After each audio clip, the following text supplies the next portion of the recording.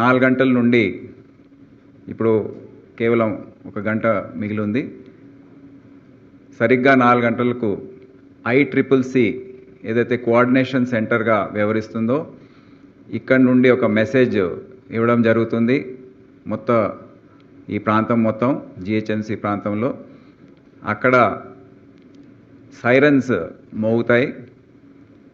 అంటే war sirens అనేది దాదాపు 55 సంవత్సరాల తర్వాత దాని వాడకం అనేది ఇప్పుడు అవసరం పడింది కనుక అవి సరైన స్థాయిలో అందుబాటులో లేనందువల్ల